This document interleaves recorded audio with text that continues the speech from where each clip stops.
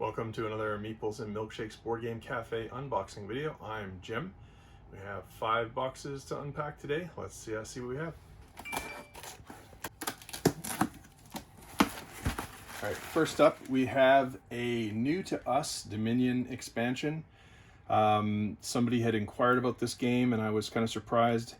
This expansion, I was surprised we didn't have it. It's a popular expansion for Dominion, one of the original deck building games.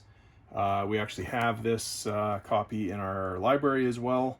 So we brought it in because it's one of those things that people like to get, and we didn't have it. So there it is, Seaside.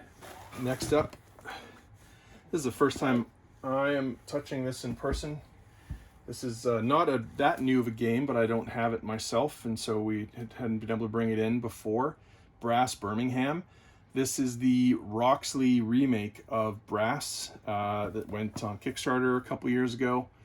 In typical Roxley fashion, there's not a lot of detail on the back of the box to show you what it is, but this is a sort of heavy economic development game. I think it's currently number 3 on Board Game Geek. Super popular. Brass is a fantastic game. I've played this before, really like it, and this version adds beer. The normal version has like coal and iron and one other thing I'm forgetting, but they added beer in Birmingham. It's a very cool game. Very awesome art in this game, and comes in a nice tight box. It's very heavy though, so it's packed full of goodness. It says on the box 60 to 120 minutes. I would guess it's closer to the 120-minute mark, unless you're playing with two seasoned players only, perhaps. Great game, and we have a couple copies now on Meeples.ca. It just sold out yesterday, or the day before actually, of Scoundrels of Skullport, the expansion for Lords of Waterdeep. So here's a refresh of that. Lords of Waterdeep's a great worker placement game, sort of entry-level game. And once you're experienced at playing that and you've played this expansion, you'll pretty much always play with this expansion. It just makes the game better, and I don't see any reason not to play with it, honestly, unless maybe you're playing with beginners. But it's really not that much to add to the game in terms of complexity. There's some really nice, there's like new lords, there's new locations to visit, there's new quests. It adds a 6th player. It adds these, what are they called? Corruption. There's a corruption track, so you can get some really good benefits from different locations on the board, but they're going to give you corruption, which can lower your score at the end of the game. So there's a nice balance on deciding how many of those corruption do you want to take in order to jump ahead in other ways in the game. Really, it's an essential expansion if you are a fan of Lords of Waterdeep. If you've ever played it and you want to play it again, highly recommend getting this expansion for Lords of Waterdeep. So here is a new to us expansion for Raiders of the North Sea by Shem Phillips, published by Renegade Game Studios. Again, Fields of Fame. So this, I believe, is still a 4-player game. Oh no, 5-player, sorry. 5-player game, and adds some additional components and things to do in Raiders of the North Sea, which is an awesome worker placement game. Really, that and Lords of Waterdeep are maybe the two of the best gateway weight worker placement games, and this just adds a bit more variety to it. We'll also see the other expansion in one of the other boxes that we're opening.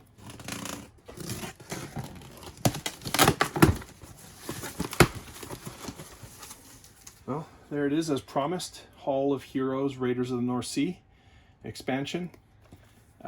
This one, let's see, it adds mead to the game, a mead hall board, more 6-player boards, more quest tiles, reputation tiles, all that kind of good stuff, and more people for your raiding parties. Definitely recommend Raiders of the North Sea if you haven't played it.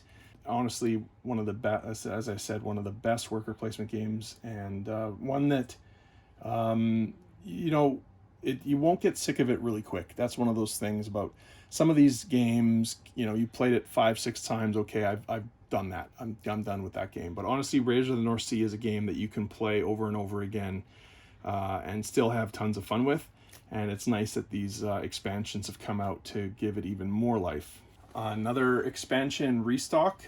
We'd recently sold out of Tiny Town's Fortune. And so here's another copy, adding more buildings and, well, and you can earn money by building multiple buildings at once. So that's very cool. And this does, of course, require the base game of Tiny Towns, which we do have in stock. Just an awesome game for 1 to 6 players. And really good thing about this game is that you can play it remotely with your friends if they also have a copy of the game. It's very easy to play remotely like that. So there you go, Tiny Town Fortune. Next up, we have another, I guess you'd call this is definitely a worker placement game. Similar weight to Brass Birmingham, maybe slightly less complicated. There's some really nice auctioning mechanics in this game. They're going to play over 4 seasons. You start in the spring, then there's summer, fall, and winter. And each season, these tiles are going to come out in the middle of the table, and you and your opponents are going to bid on them. And when you win them at the end of the round, then you get to add them to your own personal village. And then in future rounds, you and your opponents can put your meeples on those tiles in order to use them. And you're trying to build a bit of an engine, and you're trying to upgrade your tiles and basically get the most points. Really great game, and also plays up to 6 players, which is fantastic. This is used to be one of our favorite games. I would say we don't play it as often just because there's so many other games to play, but we definitely come back to this a few times a year and always really enjoy it. So that is Keyflower. Next, this is the first time I'm seeing this. It's brand new. This is a meta expansion, it's called, for Imperial Settlers, called Rise of the Empire. It says it's an expansion that introduces your Imperial Settlers to an open world campaign. 1 to 4 players take on history, beginning in your own personal age of antiquity and marching towards the modern era. Witness the rise of your empire. So, you know, Imperial Settlers is an awesome game that had a whole bunch of expansions, and then they came out with Imperial Settlers Empires of the North, and people thought, okay, well, I guess that means Imperial Settlers is done. And then they came and surprised everybody with this really cool expansion for Imperial Settlers. And one of the neat things about it is that, unlike a lot of campaign games, you don't have to always have the same set of people in every game. People can move in and out of the campaign. And somebody who's been playing for several games already can be joined by people who are new to it, and that still works. It's supported in the game. So if you have Imperial Settlers, this is definitely something to look for. Extend the life of that game even more. It's a great engine building game, deck building game, and well, it's not really deck building, I guess more tableau building, but really cool. And this one here is special ordered. But we do have another copy, maybe even in this shipment, that will be available on meeples.ca. Next up, we have a couple games that I actually special ordered for the library. These are from Japan. Well, they're actually English remakes of some Japanese games. And I ordered these quite a few months ago, and I really don't remember much about them, except when I did the research on it, I was certain that they would be very popular in the library. So Colorful, based on the game Match Me, is a game about matching colors as a group. Each round, a player will come up with a specific example from a broader topic. Then all players will secretly play 1 color card from their hand face down. After 5 rounds, all cards will be revealed to see if the group wins. So that's very neat. And then Praise is a game about discovering genuine versus fake compliments. In Japanese culture, many people praise others as a cultural norm, but your true friends have to be discovered by their honest praisers. Each round, the cool player will get compliments from everyone else, but only one will be honest and real. Can you find out how cool you really are? So, as you can imagine, those would be quite fun in a cafe setting. Sort of party-ish games. Good group games, and these are going to be in our library.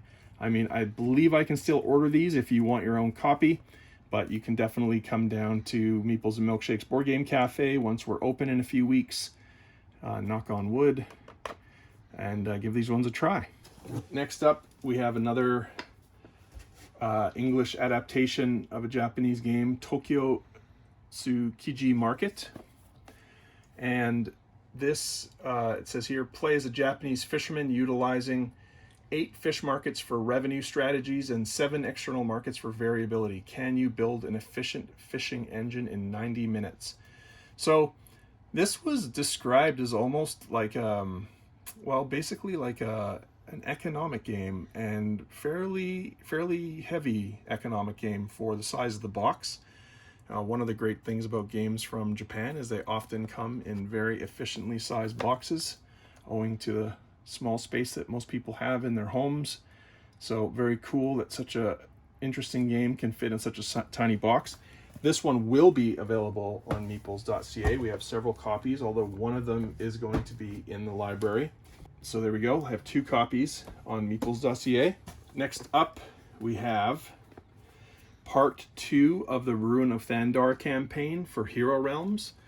We unboxed a bunch of Hero Realms a week or 2 ago, and here is some more. This one of these is special ordered, I believe, and I think the other one will be up on meeples.ca.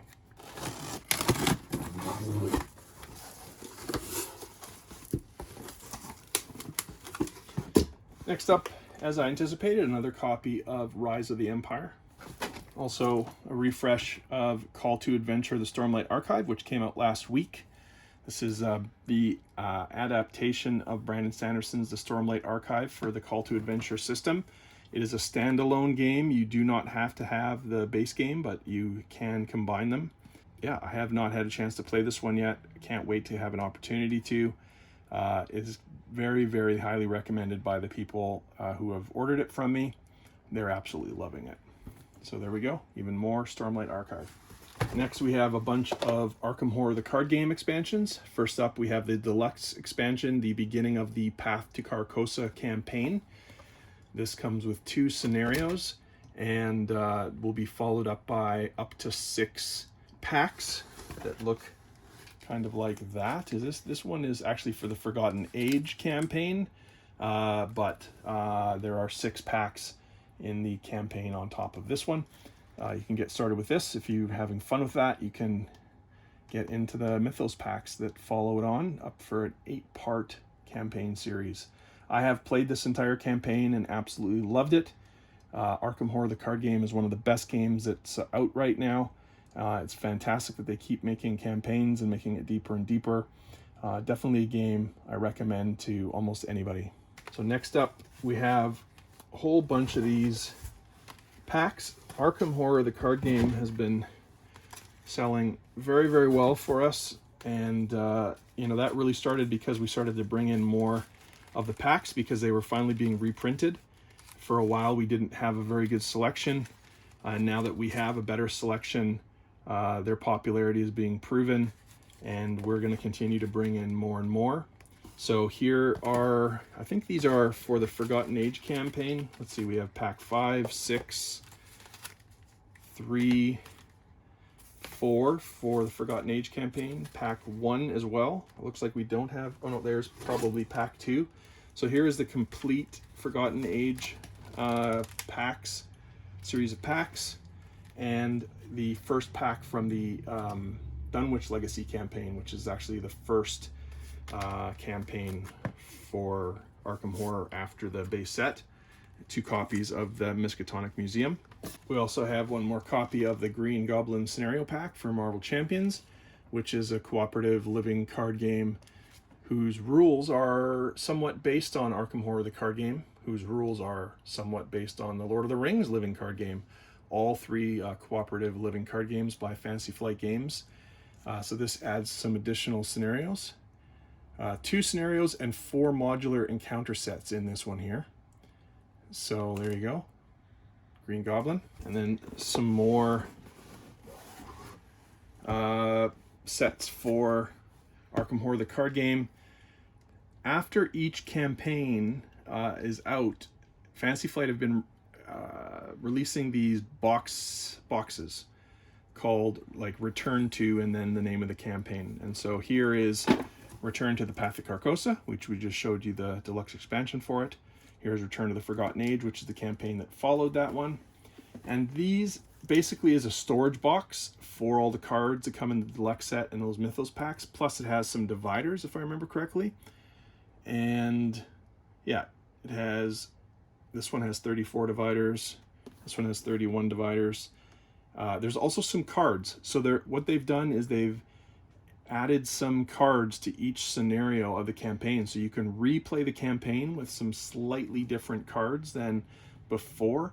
Sometimes the cards, they just add some new depth to the scenarios, and sometimes they're meant to improve the scenarios where they found that maybe a card was a bit unbalanced or hard to understand. So these are some really cool things if you've gone through these campaigns and you want to try it again, maybe in a different way. These make that easy, and they also have really nice storage boxes. So there we go. Next up, we have a restock of Santorini, which is one of the best 2 to 3 player abstract strategy games there has ever been made. Technically plays up to 4 players, but even the rulebook says it's probably not a great game at 4 players, although it's technically supported. But at 2 and 3 players, this game absolutely shines. Very, very easy to learn and play. You can be playing this game in as little as a minute. Basically on each turn, you have 2 different colors. Each player has a different color of the workers. Each turn, you move one of your workers 1 space, and then you build one of these building blocks in a spot adjacent to where you just moved to. Your goal is to get one of your workers up standing on top of one of these 3rd level buildings. If someone's in position to score on your turn, you might cap the 3rd level with one of these domes. Once there's a dome on a tower, that space can never be stood on anymore. And then once you've played the base game, that's basically almost all the rules of the base game. There are these god cards which you can introduce into the game that add variable player powers. And once you've played the base game, I would always recommend playing with these really, really fun god cards. They're very easy to learn. The rulebook is fantastic for this game. Like it says there, learn it in 30 seconds, play it for life. It really is that easy to learn, and it really is that good. Just an amazing game, and it looks awesome on the table too. One of the best looking games that's ever been made, in my opinion.